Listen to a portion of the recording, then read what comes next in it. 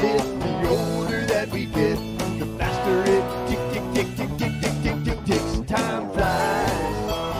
Whoa, whoa, time flies.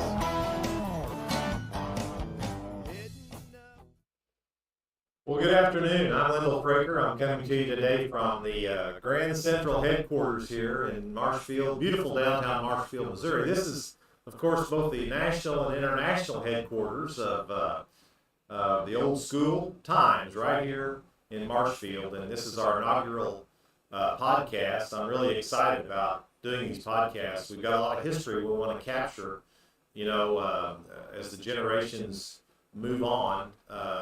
We lose a lot, and I think some of us have been talking recently about how we need to get some history documented and get it on, used to be say get it on film, now we got to get it into the cloud, and that's what we're going to try to do in the next few weeks with our podcast. I'm extremely honored today to have two good friends of mine that I've known since we were just, one since the third grade, and probably, Pat, maybe you, maybe even a little bit before that, because you and my brother were in the same class. But I've got Eric Hall, my childhood longtime friend, with us today. Eric, welcome. Good to be here, thanks. You betcha. And Pat Barr, and of course Pat, his dad, a legend here at Marshfield High School, Mr. R.A. Barr, was our superintendent for 20 plus years, and then another 5 as principal. Pat, welcome. Thanks, man. It's great to be here. Awesome. Glad you're here. Of course, this is Reunion Fest Day, and as you know, it's a big day for us here in Marshfield for school alumni and friends and family. We've been doing this now 12 years. It's our 12th anniversary of Reunion Fest. It's been very successful. Had a couple of COVID years that the attendance was down, obviously, but we're excited this year because we have a lot of excitement and a lot of response for a larger attendance. We've got 3 great bands this year playing. The first band, the Jets, happens to have my grandson as the drummer. They're a young band from the high school, and you're going to be very impressed with this band. These kids have done a great job. We let them practice here in the upper floor of the old building, and I think you're going to really enjoy their music at 5:30. Then about 6:30, we're going to present our Outstanding Alumni Award. This year it's going to Chad Day. Chad is the son of Noel Day and Rhonda Day. Noel was a year ahead of Eric and I in school, and Rhonda was a year or 2 younger, but so we all knew them growing up, and Chad accomplished something that I'm sure no one from Marshfield, Missouri has ever accomplished, and that is he won a Pulitzer Prize in journalism and worked for the Wall Street Journal and received that earlier this year. So we're extremely honored. Chad will be here tonight, and I'm sure many of his friends and family will be here as well. And then we'll have the band led by Isaac Kenneth. Isaac is from Seymour, an up-and-coming young star, and Zach Cliff plays with Isaac, and of course Zach's a Marshfield alumni. And then the final band, about 8:45, will be the White Oak Revival, and Andy Moore, Lane Smith, Tony, and the boys, and they're gonna they play quite a bit around in the area, and they'll bring it home later on tonight. So we're looking forward to Reunion Fest. We've got some food trucks here that'll be here. The gates are going to open at 5. The first band will be on at 5:30. So hope you can come. It'll be the best $10 you can spend today to entertain yourselves. Oh, and we're going to have fireworks after the last band, probably around 10:30, 10:45. So I do want to mention my producer. We have our tech zone, Logan Fraker, back here. Logan has the tech zone. He builds computers, buys and sells computer parts. He's the producer of the show, and he's behind the screen over here on the other side. Logan, thanks for helping out. And then also want to mention the Marshfield Community Center right here from where we're broadcasting from. As I mentioned, the Grand Central headquarters. Marshfield Community Center is a not-for-profit organization. We try to keep the old building alive. We're doing a lot of work right now in the building, leasing space out, help pay the bills. Of course, the old gymnasium's used all the time. We have some churches that meet here. We have basketball, volleyball programs, indoor soccer. The city uses the gym. Imagination Station Preschool is here, and we are now renovating the East Wing, and we'll have the Retro Zone Arcade moving down from Crittenden Street into the complex. We also have a new business, Old School Donuts, opening up here about August the 1st, and I think you'll find these folks know what they're doing when it comes to making donuts. So we're excited about all of that. One other thing I want to mention, this morning you see my t-shirt. the fun run. This was a 5K and a 1 mile walk, 5K run, 1 mile walk in honor of our former principal, Mr. Bill Walker. And the Marshfield Public School Foundation was the sponsor of the fun run. And the proceeds will go to the Bill Walker Memorial Scholarship, along with some other scholarships that the foundation oversees. Mike mentioned that Pat's family has set up a scholarship in honor of Mr. Barr, and then we also have one in honor of my mom and dad, Don and Lois Fraker. So the school foundation does a great job of helping support students and preparing them for their careers with scholarships and also teacher grants. So be sure and support them. Now, let's get started with our guest today. Again, as I mentioned, we're really honored to have him with us today. Pat Barr. Pat, you happen to be in town for Reunion Fest, and you would come anyway because you always do, but this year's a little bit special. Tell us a little bit about what you're doing today. Well, this is the 50th reunion for the class of 1973. We'll be meeting tonight at when Reunion Fest starts, and the program will be beginning at 5:30, and we're going to do a tour of the building, everything. It sounds from everything I've heard, we're going to have a really good turnout. Looking forward to that. I know there will be at least a handful of classmates that I probably haven't seen in 50 years. So I'm really looking forward to that. That's Just great. coming home to Marshfield is always great anyway. Yeah. Well, that's awesome. I was over there this morning, and some of the folks from your class were decorating and getting ready. You had a good crew over there this morning just decorating, so I know you're going to have a great turnout. Right. I mentioned that. Right. Tell us a little bit about yourself. Tell me what you've been up to the last 50 years. Okay. Well, a lot's happened, like anything else. After graduation from here, I did go to school at Missouri State University and graduated from there in '77. I've been married to my wife Carol for 42 years. Carol is from Lamar, Missouri, but we met while she was in college in Springfield. I had the Edward Jones Investment Office in Lamar, and I retired from Edward Jones in September of 2019. So I've been enjoying retirement. Carol and I, we have two sons. My oldest son, Jeff, and his wife, Lisa, they live in the Rogersville area, just east of Springfield.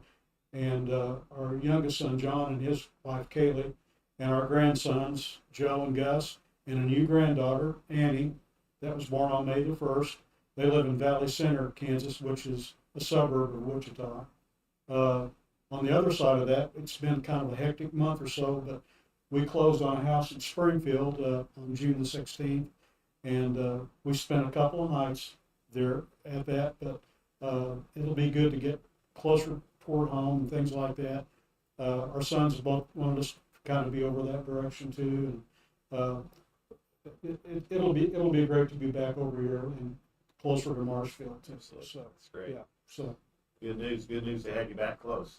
I do want to mention something I forgot to mention, and it's really important, so I want to do it right now. This is our inaugural podcast, so we're learning here, folks, but the music you heard at the beginning of the podcast was a song by our own Dennis Beck. Dennis graduated from Marshfield High School in 1975, and he's a songwriter, musician, piano tuner, a great guy, a great family, the Beck family. But that song was called Time Flies, and so Logan edited it for our intro music. But Dennis, thank you for that, and I'm honored that you allowed us to be able to use that song for our podcast. Thank you. Now let's go on to our next guest, Eric Hall, Marshfield's all-time leading scorer for several years in basketball, before we had three-point scores. And of course, later on, the three-point came in, so those good outside shooters came in and barely went over the top, took Eric out as the leading scorer, but a phenomenal basketball player back in the day. Tell us a little bit about what you've been up to. Well, my wife, Mary Beth, and I live in Lee Summit, and we're going to be celebrating our 40th anniversary at the end of this month. And I recently just retired from Kansas City Power and Light after 34 years.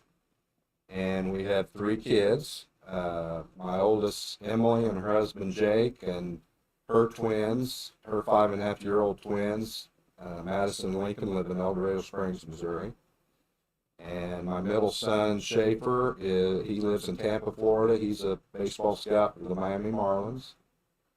And then my youngest son, Alec, and his wife, Shannon, and their new 4-month-old son, Hudson. They live in Little Elm, Texas, which is a suburb of Dallas. So we spend a lot of time on the road traveling to see our 3 kids and our grandkids. And after I retired from Kansas City Power and Light, I've been coaching varsity boys basketball for the last 4 years with my cousin in the Lee Summit area.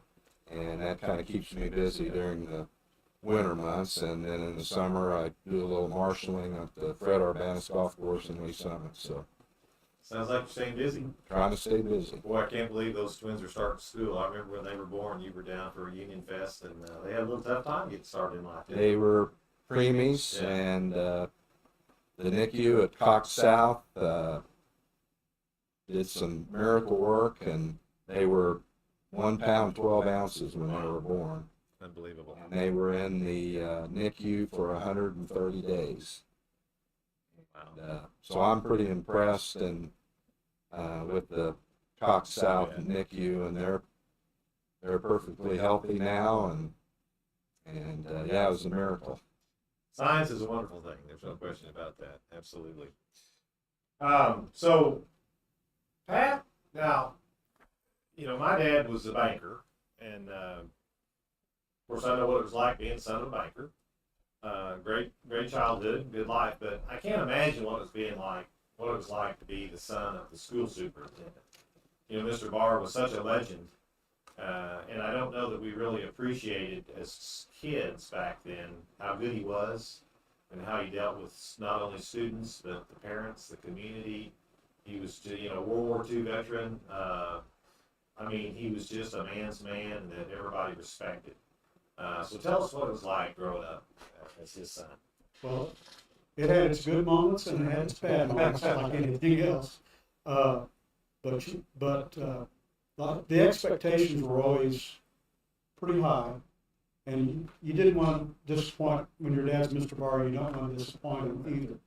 But he was very fair in dealing with both my sister Dee and I on things that were there. And there'd be sometimes we would both kind of voice some frustrations that when you live kind of in a glass bubble. Yeah. But looking back on things now, over the years and having life experiences there with it too, I feel that we were very fortunate to be in a community like Marshfield with the kind of people that were on the school boards, especially because I was on the school board in Lamar, and I felt that was something that I should do in honor of my dad, because I knew how important school boards were, but some very, very forward-thinking school board, but just the parents in general, and with that, there were some advantages and disadvantages there, but whenever you lose your wallet when you're a freshman in high school and you don't have money for lunch, and Dad's there, and I remember that, I go, well, I got good news and bad news. I lost my wallet. Can you give me 25 cents for lunch? And I remember the look on his face. He just kind of laughed. And, Yeah. We did find the wallet. That's good. Well, I got to ask this because, these are the kind of stories that become either tales or tall tales or wives' tales or whatever, but how did you get the name Bullfrog? Bulldog. Yeah. Leroy Fraker was Frog. Yes. Frog Fraker. Yes. He was the principal under Mr. Barr back in the late 60s, and Mr. Barr was Bulldog. How did he get the name? Well, that actually goes back to whenever he was at Lyndall, Missouri. That's where he met my mother. And I think I should also point out, behind every good man is a great woman. Yeah. And my mom was a quiet servant to a lot of people, but that's where they met. He came there as a basketball coach, and he taught biology. I shouldn't say just basketball coach. He coached everything. It was a small community. And as a matter of fact, my youngest cousin, Bill Harvey, just retired as superintendent at Liberal Schools yesterday. Oh, really? So there's a connection there to that. But the name, Liberal, Missouri, it's the Liberal Bulldogs. Okay. And so okay. See, I didn't know but that. kind of had that scowl and things like that. He had another nickname, which is politically incorrect these days, which I won't get into Yeah, sure. on that front. But you both experienced, because you were, at least your freshman and sophomore years, you were in this building We were. where he was at. When he would walk the halls, he had that bulldog scowl. But he's He laughing. had on the respect with inside. the people, I'll tell you that, the Yeah, kids, that's he for did. sure, and He the, did. and the teachers, Yeah. I think. He did. Well, that's good. I never knew where he got that. And of course, Mr. Walker, you know, his nickname was Badger. Mhm. And in later years, he would bring that up. It didn't bother him a bit in the world as a retired guy around town to mention Badger around him. We wouldn't have done that in school, No. but and then as I mentioned, Leroy Fraker was Frog. I don't know where they get some of these names, but that makes sense. I mean, that's easy to figure that one out. Yeah, I thought just the But this, students gave him that Yeah, here. Like, well, I think it kind of carried over there with that, but you know that jawline and Oh, things yeah, like that. I've got a little bit of that too. It's hidden underneath the Absolutely. goatee. Well, you know, Marshfield and Webster County really hadn't reached a pinnacle of growth yet under his regime. But the school system had a tremendous amount of growth and changes and progress. I know from my research in studying this building and the history of this building, you know, when he came here, when he was the principal, all 12 grades were in this building Mm-hmm. in the mid 50s. Right. And then by 1960 is when they built the Hubble building, and they pulled grades 1 through 6 out of this building and had the elementary school. Of course, that was the same time that they did all the consolidation with the rural schools and brought all those rural kids to town. That's why they had to build the new building. Well, actually, that consolidation, Linda, was in 1965. Okay. But when that occurred, because It's all happening though at the same time. yeah. Let's say in 1960, whenever what is now Hubble Yeah. Elementary was being built, Right. that's also when they started the football program. They reinstated. It had been several decades since Marshfield had football. Right. And I remember going with, because George Ballard was the first football coach here at Marshfield.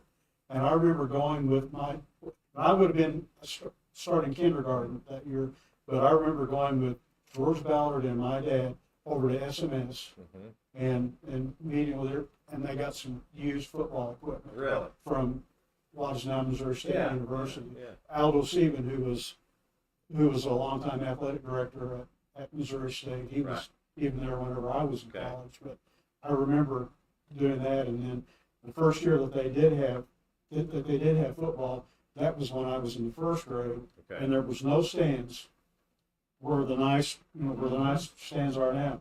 It was all more or less gravel and all of that. You sat down. Right. Well, then they had that real low set of bleachers that ended up over at the baseball field for many years. Those were there. That's the earliest I remember at the football field. Mhm. But also in '65, they built the junior high building. Yes. And so that makes sense if I was a little mistaken on the consolidation. But, Well, but a lot more kids entered the system, the school in Marshfield, and all that occurred. Because I went with, because my dad had me go with him. He went to all the options that they had, all that. And let's be quite honest, there were some people that weren't real happy about being forced. Sure. It was a More money. statewide Right. issue Right. that And occurred. they still wanted their little hometown school, Yeah. their community Sure. schools, you know, in their little Sure. communities. That's it. Sure. But I remember Dad was very patient, and people would kind of vent their frustrations, but Dad was not afraid to Yeah. talk to those people, and I think he calmed a lot of people down. Right. And it ended up working out great. But Yeah. that was one of those things that part of that, like you say, Lyndall, I would say from 1960 to 1970, there was some A lot of changes. A lot of changes. Well, how about the cultural changes? How about Sure. the girls had to wear skirts, Mhm. guys had to have their hair over their ears, so forth. And then by what, 72, 73? It That was a pretty big much. deal. It set in, I remember. I don't remember that. They were protesting, well, over here in this building, Yeah. they were And protesting. I think that might have been, Yeah. I think that might have been maybe my freshman year, Yeah. which would have been fall of '69 and '70, or maybe it was right in '69, but when I was still in Right. junior high. But I do remember something related to that. I can't tell you about the dress codes and all that. That really went more into effect whenever Bill Walker came in the fall of 1970. Fall 70. Yeah, Okay. fall of 70. And you had to have the hair off your ears, which I don't have that issue anymore, but you had to have your shirt tails tucked in. And that Yeah. story there with that, anytime I would see Bill Walker, and he would always say, "You can call me Badger," and I said, "Only if you call me Bulldog Jr." So we had that running gag. But I would always tuck but you'd have your shirt tails, you had to have your shirt tucked in, Yeah. things like Yeah. that too. Yeah. He would go around, I mean, Yeah. and, you know. Oh, and he did that, yeah. he ruled with an iron fist, but you know what? He's another one of those people that just as his memorial service, I mean, it was a testament. He really, really had respect of a lot of people, and over the years, I think it even got stronger as he retired and served the community. Yep. So in such a strong presence. So yeah, those guys did a lot for our community that we really took for granted back in the day that we can see now. Well, Eric, what are your best memories? Of course, you know, we were only in this building with Mr. Barr for a couple of years, but even going back into elementary school, what are some of the memories you had of those days and those times? You came to the third grade. Well, I have a lot of good memories of Marshfield. That's why I enjoy coming back so often. But we moved to Marshfield in the summer of 1967 and going into third grade. And I know when we moved from Cameron, Missouri, because Dad worked for Cameron Mutual Insurance Company, and he got promoted, and he supervised 16 counties down here in southwest Missouri, and that's why we moved down here. But I remember specifically that we were looking for a place to live.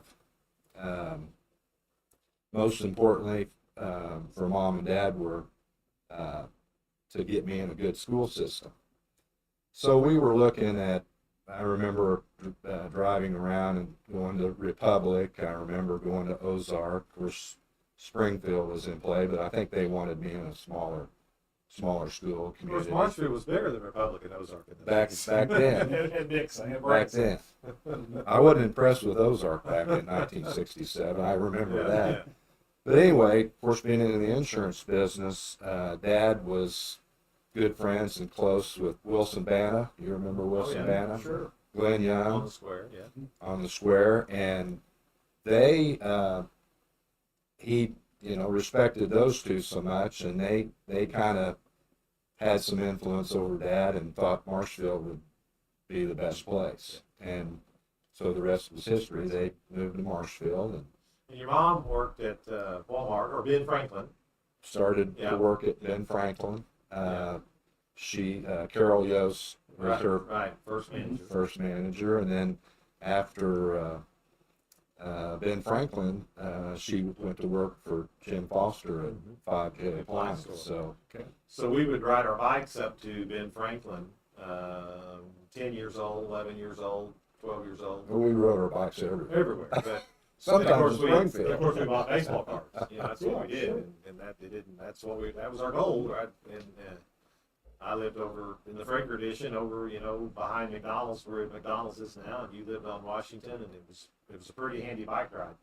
But we would ride our bikes from out there to the square, Like nothing. third grade, the year that we met, like nothing. And as long as we could get to the square and go to the Conoco station, which was owned by Noel Thomas and Gene Fraker, Get a bottle of until pop. he got elected sheriff. And Mom would say, "Okay, give me a call when you get to the station," And then she knew everything was good. We could hang around town and go to the Mary's Variety or go to the show and the Ritz on Saturday afternoon. But the thing about the community then, it truly was sort of like Mayberry. My folks knew nearly everyone in every house on that path from Ash Drive in the Fraker edition to the square, going down Washington Street. They just knew everybody. So they knew that if there was a problem or trouble, that people would call them if there was an issue or something. We, when we moved here, obviously we didn't know too many people, but when Mom and I reminisce about the good old days, when we moved here, we moved into the house at 601 West Washington between Jake and Delpha Birchfield, and your Uncle Gene Gene and Bert. Aunt Bert lived next to us, so we lived between them. In fact, we rented that house from Jake Birchfield. But immediately, we got involved with the Methodist Church here in Marshfield, and that way we met some really good people, and that Mom just still says that today about, we didn't waste any time. We got right involved with the church and met some really good people, and We had dinner at the Jackson Grill last night, and of course that was our Methodist church stomping ground in those days. And Yep. you and I have talked about that. Brings back a lot of memories from times growing up in Bible school and church. a lot of good memories there. Well, Pat, what about you? You guys live down on Washington Street, West Washington, I assume about the whole time you were here. And actually, before we were at Lots 1319 West Washington, we lived just kind of almost across the street from where you were at. We lived, then we moved out to there in 1963. Okay. Out that way. And actually, when we were in kindergarten, Gina Fraker and David Cunningham, we all three rode, our mothers took turns and took us to. Y'all live on West Washington. Yeah, we all live in West Washington. But Eric and I were talking about it earlier, and it's come up in the past on Facebook and things like that. But there's a lot of connections from West Washington to East Washington Street, Marshfield, Missouri. Yeah. It runs very deep, It does. things like that. So, Yeah. but we lived kind of on the, I wouldn't say, well, at that time, close to the edge of the city limits on the west side on that. Right. But just a lot of fun, a lot of things. A lot of things Sandlot always going. baseball, Yeah. neighborhood gangs. I mean, Right, not yeah. gangs, but Yeah. No, the kind of gangs back then. The good gangs. Yeah. Like Mayberry gangs. Great times. Just a wonderful childhood that we all experienced, I think. Well, what's some of the most impactful stories from this building, from high school, beyond your dad? I mean, Eric, I know you've got. I mean, we've talked about different things, but maybe it was sports, maybe it was in PE class, or maybe the day that we saw the football team and we looked down, they were turning Mr. Luzader's car over on its top. That was Well, that's near the top. Yeah, that it's pretty hard to beat that one. Why don't you elaborate on that a little bit? Well, I probably didn't appreciate it as much back then as I do now, looking back. But this was,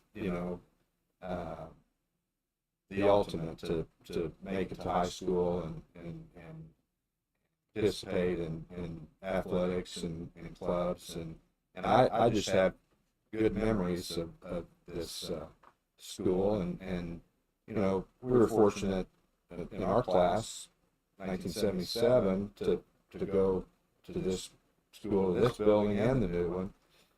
But it seems like a lot of our stories and everything was during the time when we were here. Of course, it's most everybody before us went here and during our era, but I remember the teachers, the coaches, teammates, friends, just being together, and the school dances, and just everything that goes along with being in high school. I have good memories. You mentioned earlier about the dress code and everything. I remember specifically when it came to specifically basketball season, Coach Brandstetter, that was a big deal to make sure our hair was cut and above our ears, and so got to spend some time at the sanitary barbershop, And then when Coach Brandster left and Coach Wilson came in, and that would have been 74, 75, there was But no... the culture was changing, too. Culture was changing, so... Vietnam was ending, and Yep. I mean, all of the things that we experienced in the late 60s, early 70s it was just a huge change nationally. Yeah.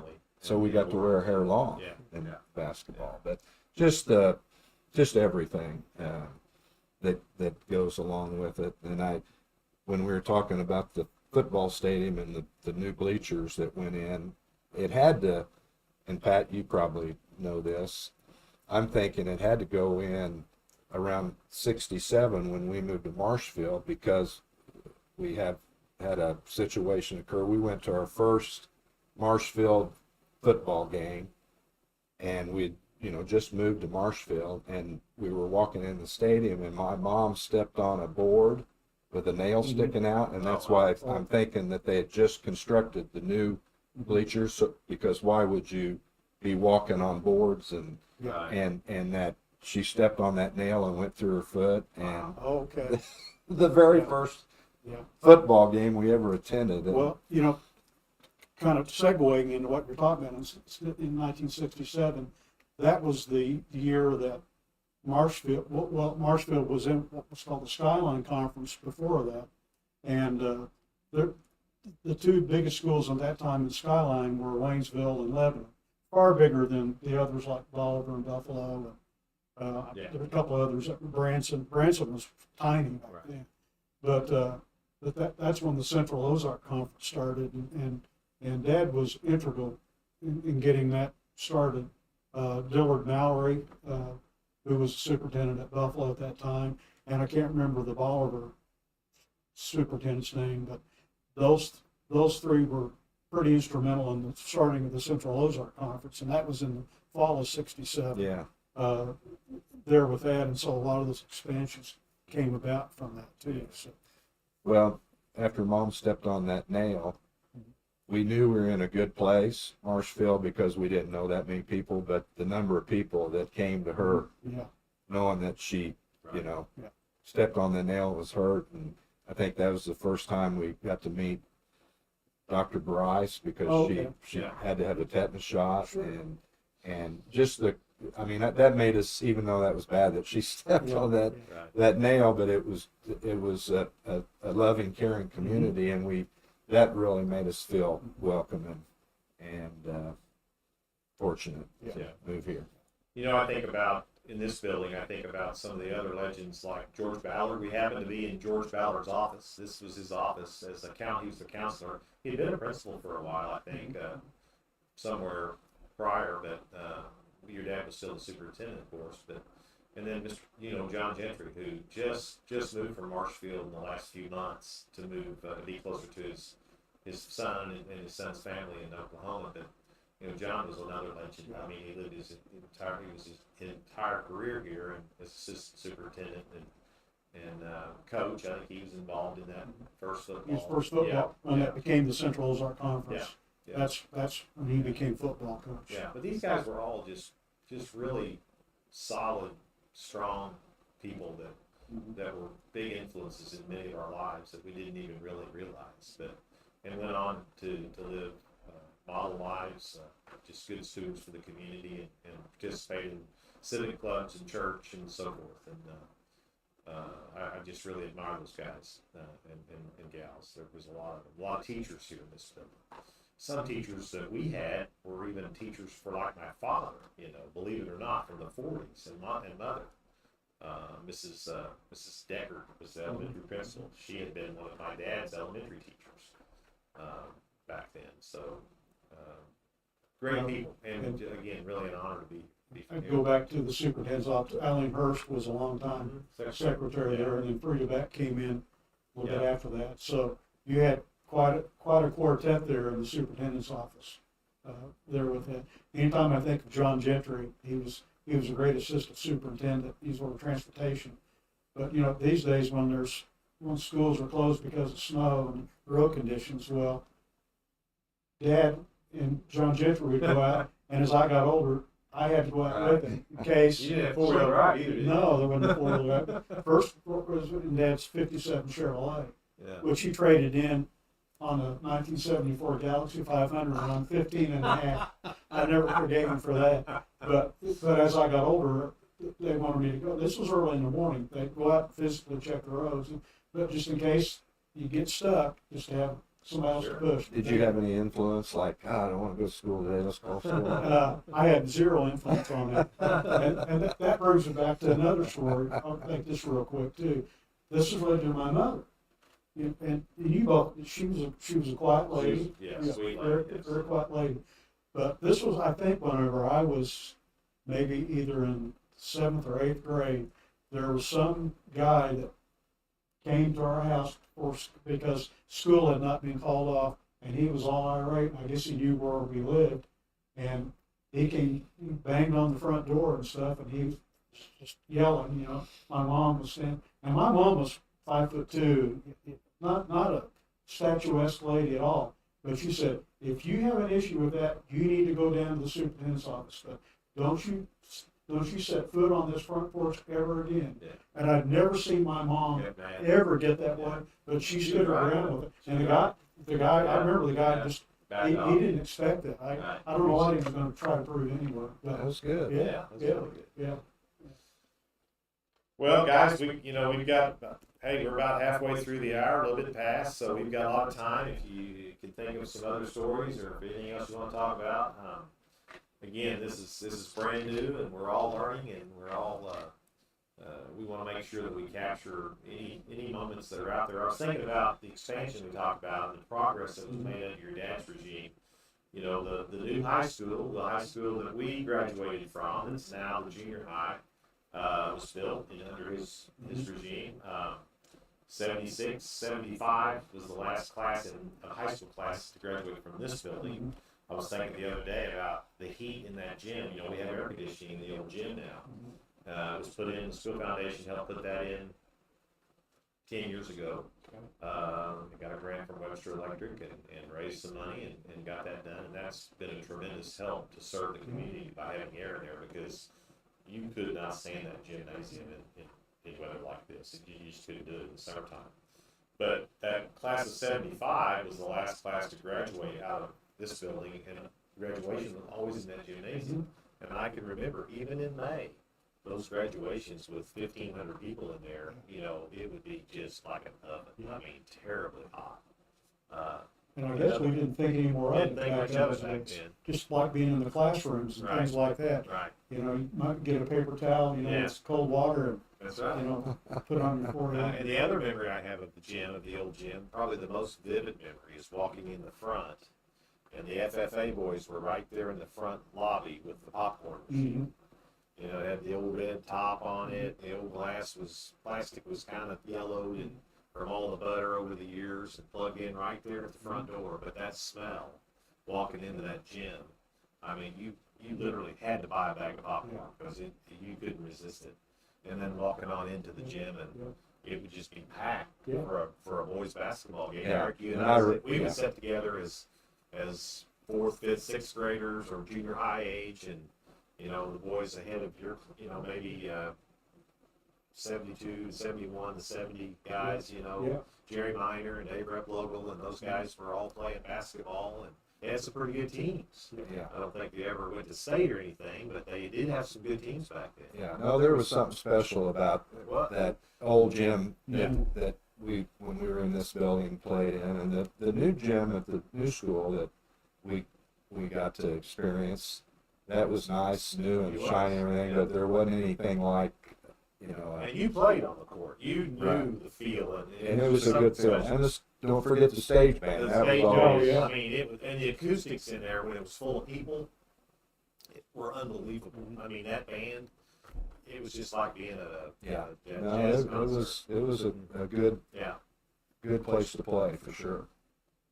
That it's always been impressive when the school plays and things like that too were always fun. They were. And on that stage, because I got to do several of those in high school. But you know, this building itself, there's a lot of different nooks and crannies that I'm sure whenever we tour the building here later today, stories are going to come up from that and everything too. But I remember having a conversation not too far back with a classmate, and we were talking about that, and I go, you know, I wonder how many steps we did every day, you know, in this building. That's right. And, you know, if you have an Apple Watch, it would really like you. That's you know, right. Back then, 50 years ago. When you mentioned steps, how about doing the steps in the gym? Oh, yeah. In PE class or in athletics. In athletics. And how about the peg? Yeah. The pegboard. The pegboard. Yes. Is it still there? The school would get sued if they had something like that. Oh, it's not there Oh, anymore. Or the climbing. You can see where it yeah. was. Or There's climbing the climbing rope. That's the one I look back on. I used to love to do that. I'm thinking back on it now. I'm going, if I ever looked down, I don't know what I would do. Did you get in on the trampoline for PE? A little bit. A little When bit. did that go away? Because I'm sure there was a. It was still going on whenever I graduated. Oh, it was. So do you remember? I don't remember. No. So they must have It must have been shortly Must after. have shortly after. you- big safety hazard by the time we came along. But yeah, no, those are vivid memories that are just great. Now this building was renovated in the early '90s after your dad had retired and Dr. Howard was the superintendent, and of course you had the Americans Disability Act, which was passed in the mid '80s, and so they had to make a bunch of changes. They just had to do it. Sure. And of course, by that time it was already the junior high again because the high school had been built in the '70s, and so, but they needed the building. They still had too many students in the district, and they spent a lot of money. They lowered all the ceilings with the tiles. They put floor tile on the floors. They covered up the old wood floors with vinyl tiles, and then the big thing they spent money on was the electrical. They redid the electrical in the whole building, and I've done some research with that. Even as we're starting to do some renovations, there's not a piece of wiring in this building that's older than the '80s, which is a good thing. So this, the district, they were frugal. I mean, they were conservative and fiscally conservative. They didn't have a lot of money yet. And they did what they could, and I think did a great job managing the finances, led by your dad in those early days, and then continued that. Yeah, I look back on things because Dad was a builder of not just buildings but also people and things too. Yes. He always wanted to go out and solicit to get the best people as teachers, and if it ended up not being a fit, then usually he would suggest to them that. In a nice way, Sure. they probably needed to go to either a different school or a different career path. Because I can remember a couple of teachers that he suggested they go a different career path, and I think they were grateful to him for that suggestion. Yeah. So, He was an honest guy. He knew what to do to help him. Lyndall, you remember this because you participated, but my dad and Ralph Eiler started the Mini J football program, and in the first year we'd been fifth grade, so it had been 69, 70. And Mr. Barr let us play halftime of the varsity game.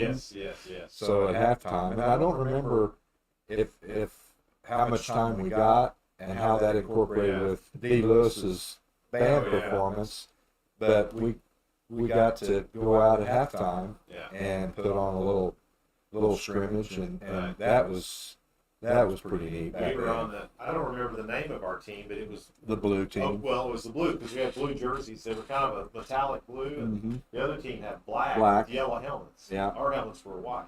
And Dad, I mean, again, in our reminiscing, Dad would laugh at when him and Ralph would go to pick teams. mm-hmm. And of course, Ralph, Mm-hmm. Steve had, graduated, and Ralph didn't have a son playing. Right. Yeah. But I had a lot of friends, and during when they picked teams, I would help Dad pick players for the blue team, and Ralph. We always got to be on the same team. Yeah. And then of course he thought he was pulling one over on Ralph, by doing that. But that was a special time. Of course, Ralph Eiler was tremendous. Class act. Tremendous. But What were the colors of his football team? we had light blue jerseys. Kind of a silvery blue. They were kind of, and then a blue helmet. That color, Okay. and a blue. And then what was Ralph's color? Black with gold helmets. Well, because he was a big OSU. Yeah, you'd have thought he would have I would gone have thought he'd gone with those colors. with the Sooner colors. No, he I don't know. somehow I don't know. Maybe no, Dad Cowboys. picked him. Cowboys. OSU. Harbell may have gave him a good deal. Yeah, probably did. Well, Dad might have picked him for him. There you go. Well, yeah, we got the blue. We But got the Blue Jays blue. We kind of thought we were a big deal because they didn't have Mighty Might or junior football until your dad started it in Ralph. I mean, there hadn't been any. You know, we had Little League baseball and Pee Wee League, but not football. Well, you know, going back to '67, that fall of '67, that's whenever I started 7th grade. Well, that was the first year that they had junior high football. Now I look at that, so you know, kind of in prep for that. Right. I think about things that kind of went on. You know, they restarted the football program, and then that was in '67. Mm-hmm. Then in 1973, that was the first year they had the track. That was my senior year, where they had the track. Wow. And I remember things like that. Track. And then I know right after I graduated, then Title IX came in, and girls sports. It came at, you know, Dad was. What a big deal for Dad was wanted to get on that really quickly, because I did finally see a picture.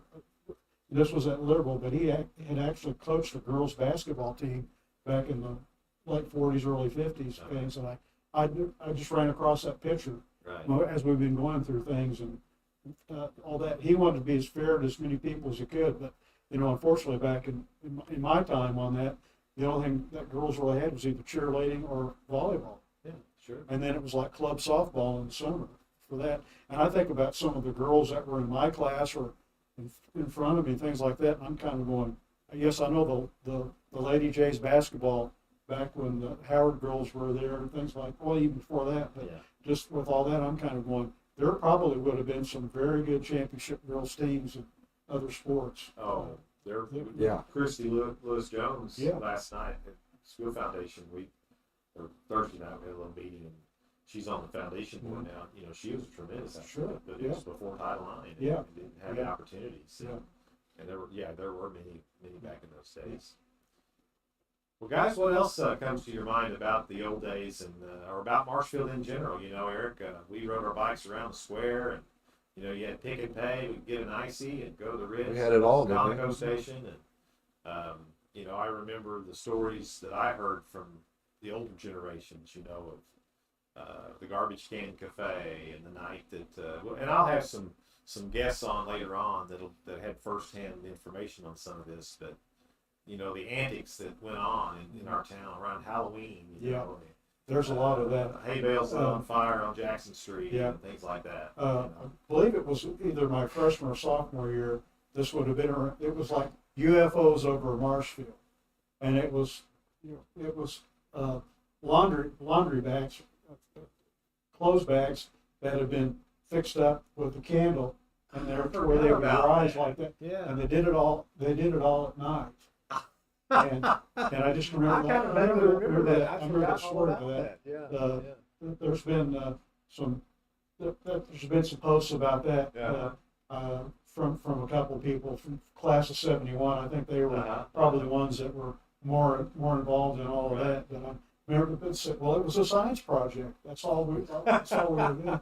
It just, you know, it made the headlines of the Marshfield Mail. Yeah. There's another. That's the Marshfield Mail. What an advocate. What an advocate for the community and the school. The Waters family. The Waters family. Just Jack Spirrell's forecast. I love reading that. Right. Even after I graduated, and you know, when I still took the Marshfield Mail for several years, even in adulthood and things like that, and just, you know, enjoyable. We don't know how spoiled we are with immediate news now. But back then, it truly was. You know, you didn't know things until the paper came out. And the pictures that you know at ball games that Jack Waters would have.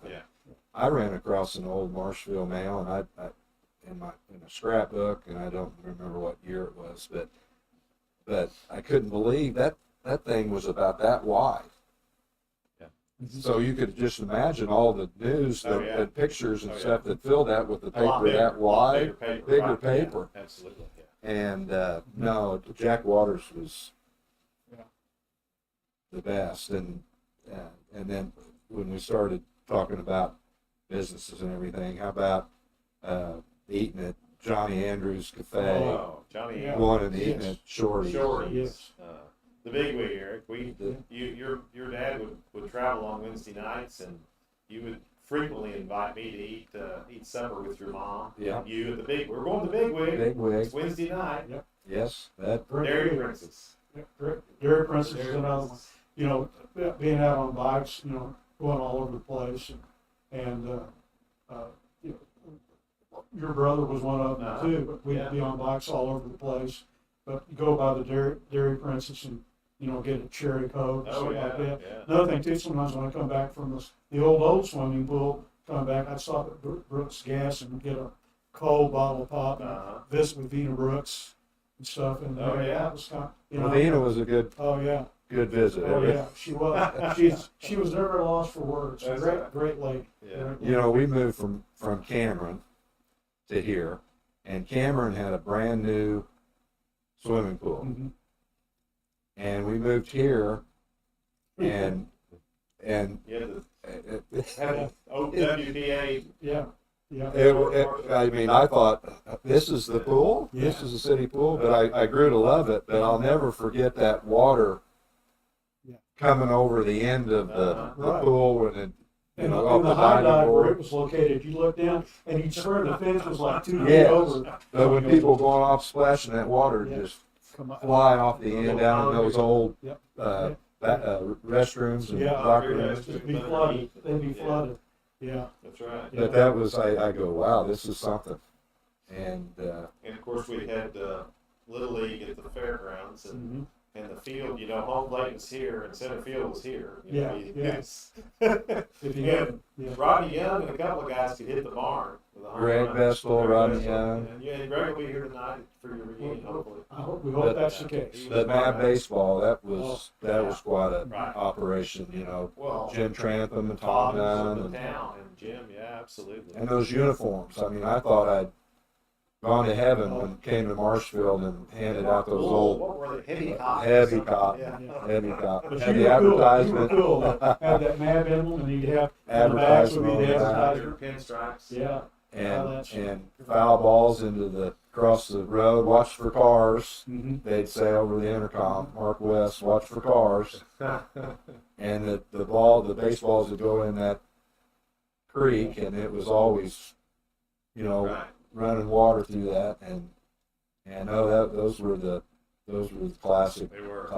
times. They had Legion Ball, and Marshfield had some very good Legion Ball teams back in Tom the Nunn. States. Tom Nunn being one of those, yeah.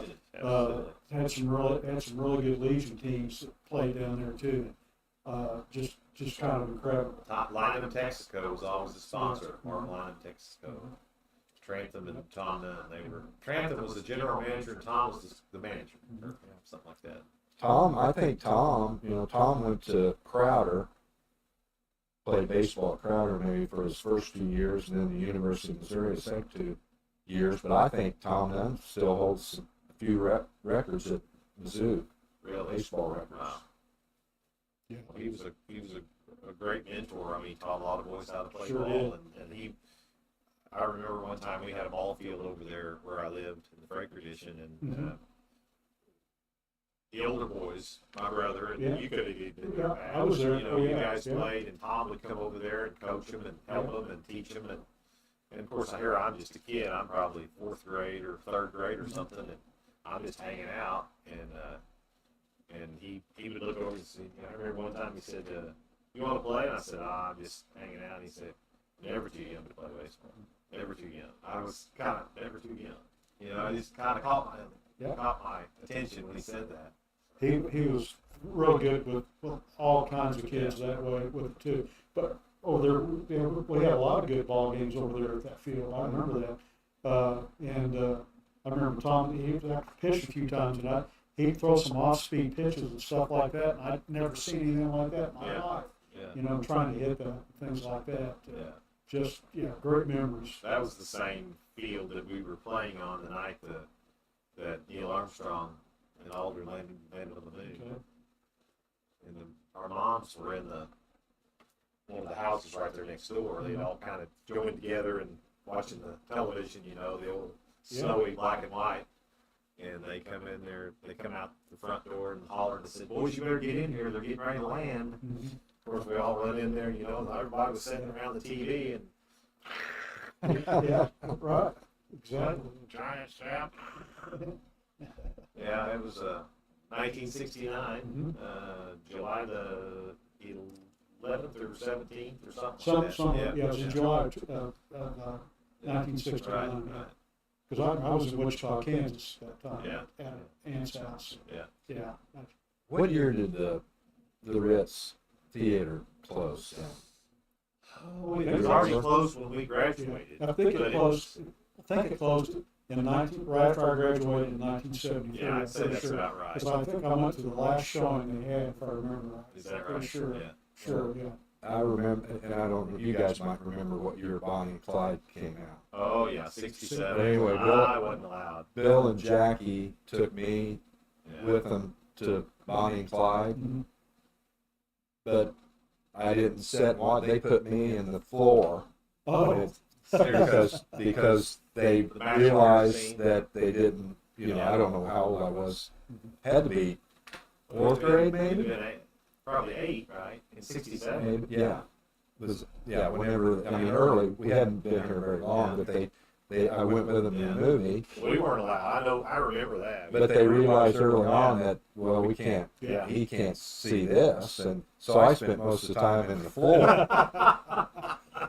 It's pretty tame in comparison to things now. And of course, the Saturday afternoon matinee, that was classic Oh, yeah. to ride my bike Yeah. from 601 West Washington up there for the matinee, and Yeah. Yeah, absolutely. And all the bikes that would be parked out on the sidewalk in front of the Ritz. Oh, It was yeah. just phenomenal. And then, like, there'd be intermissions and stuff, and I can remember, like, going over to Mary's Variety Store and getting something coming up. Candy. Besides the concessions Yeah. at the Ritz.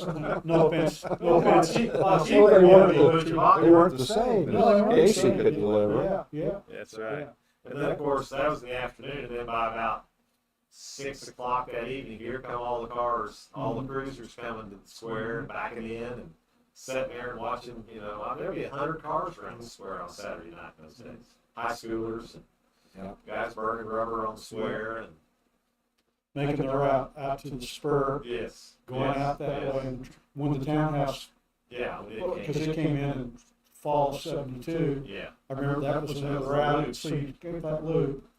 Before that, it was Bomb. Yeah, Bomb Station. yep, And then right. built the Dairy Queen when we were in high school. A little bit later, you could circle it. Yeah. Absolutely. Well, how we did on time, Mr. Producer? 3 minutes. Well, It's gone by fast. man, it has gone by fast. Guys, this has been so fun. I really appreciate you being here today and helping me kick this thing off. And we're going to do it again. Be ready next year. We'll bring you back on Reunion Day. You'll be the annual reunion of the reunion of. There you go. I can handle that. Oh, yeah. Yeah. Sure. Yeah. But no, we're going to be trying to do this about weekly if we can, and we'll hopefully get a little more consistent with our times and our routine. But I do want to share that we plan to bring folks in that maybe went to Marshfield schools in the 40s, 50s, 60s, and then even later on, the younger kids that maybe attended school here or just was a part of the community. We really want to relive some of those days and some of those times that we all cherish, and again, get it out there in the cloud so people down the road can also experience those times as well. It's been an honor to come to you today. Please, if you can, come to Reunion Fest tonight. It looks like the weather is going to cooperate. It looks like we might have got a little bit of a rain that might have cooled things off, but the sun's shining again. Gates open at 5. Food trucks, the Polka Dotted Pig, they have great barbecue and good carnival food. I call it fried stuff. It's really good. And we have Get Whipped, which it's a great refreshment. I love them as well. They'll be here tonight on the grounds, and 3 great bands. Please come if you can. $10 gets you in. If you're a student, a high school student, show your student ID, and you can get in for $5 tonight and support the band. So it's been a pleasure.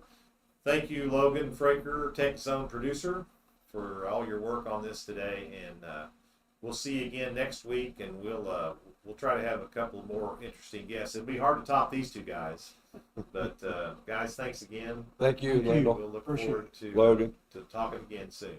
Thank you.